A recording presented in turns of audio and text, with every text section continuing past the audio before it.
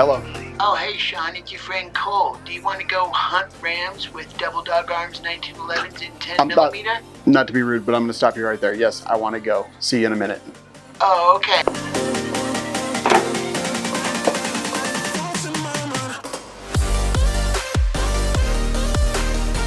When my friend Cole from the Long Range Addicts podcast on the Firearms Radio Network hit me up and said, hey, we're thinking about going to hunt some rams with 10 millimeter double dog arms 1911s. First of all, I said yes because that's what I do. Second of all, I was like, that seems a little bit hard because the stuff that I've shot at when I was hunting was hundreds of yards away. So I didn't really know exactly what to expect, and it didn't really matter. The kind of sheep that we were going after are called mouflon. These are obviously male sheep because they're rams. You know, sometimes girls are horny, but most of the time it's just the boys. The place that we're going is called Big Mountain Hunting Ranch, and it's in Utah.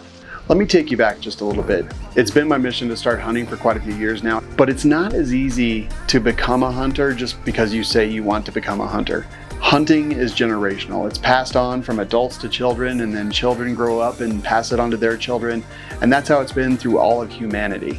But there's a lot of people out there that wanted to try hunting. They weren't sure how they were going to take it. They weren't sure how they were going to react to it, but they didn't really have anyone in their life to pass those skills on to them. And that was me. So I mentioned on the show that I really wanted to try hunting, but I wasn't sure how to get started. I was lucky enough to have a couple listeners take me under their wing. Mike and Dave did an awesome job showing me the ropes and getting me to a point where I could reasonably kind of function. And I was extremely lucky that two people took time away from their families, away from their lives to show me the ropes. When I harvested my antelope, I let myself get carried away. I shot when I probably shouldn't have shot, and I hit an animal that I did not intend to hit. And that has stuck with me the whole time. I want to do better than that. I want to be better. For me, with the cloud of the antelope hanging over me, I knew one thing, that I wanted to ethically harvest my ram, and that I was willing to walk away without taking anything as long as it meant that I did the right thing when it came time to pull the trigger. The Big Mountain Hunting Ranch is a fantastic place because it allows you to really dial these things in. I know some people look down on these kinds of hunts, and I actually don't understand why. This is a great way for people to become hunters, to go hunting. It's a great way for people who might not be able to get out in the mountains and hike 15 miles back. There's a lot of different things that could affect you, and this is one of those places where you can really start to refine things, to refine your craft. Having a limited area is absolutely one of those things that makes it easier, but for me, this was a really excellent way to take all this information that I had been given, funnel it down into one experience. Animals are smart. They don't survive in the wild by being idiots who are going to get caught by the first predator across their path. They're wily, they're smart, and they don't want you to catch them. The rams are left on 65 acres, and that's where we come in. We start hunting them. We had been looking for a bit, and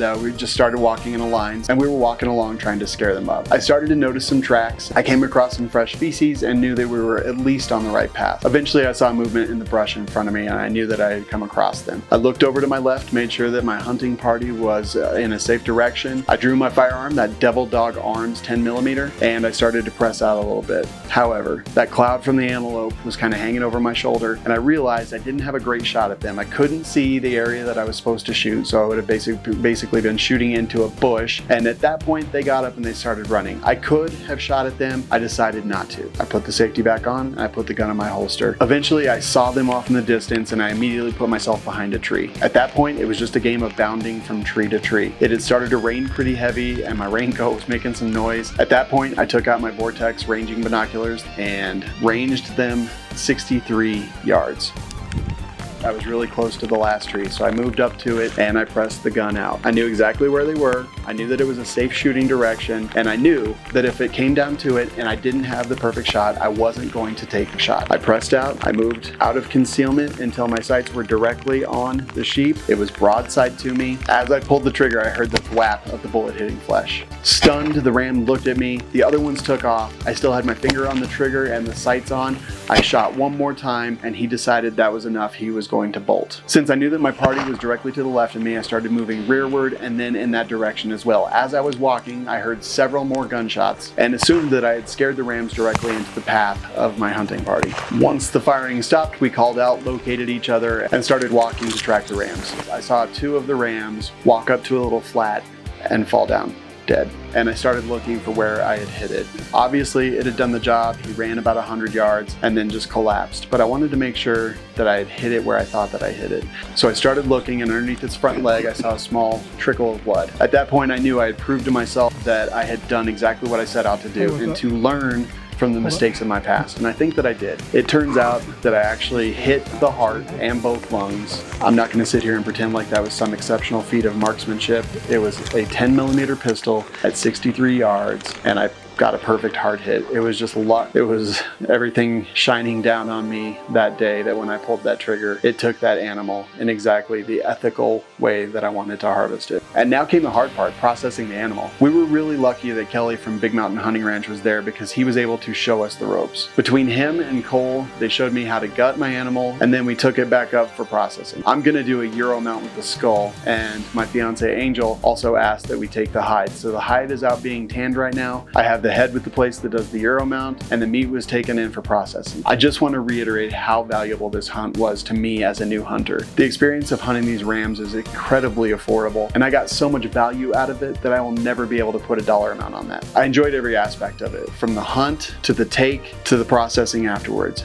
So just to summarize some things up, the Devil Dog Arms 1911 did perfect. The Barnes ammunition did exactly what it needed to do. We did use War Dog knives to process the animals, and they did amazingly. Lastly, I want to thank the people that I was with for being safe and professional and just fun to be around. I want to thank Kelly from Big Mountain Hunting Ranch, the gang from Utah Air Guns, Tracy Guns. I want to thank Cole from Long Range Addicts Podcast, Long Range Tacticians, Team POI, and also Devil Dog Arms for making all this possible. It was absolutely amazing. I want to thank the gang over at War Dog Knives for putting these in our hands.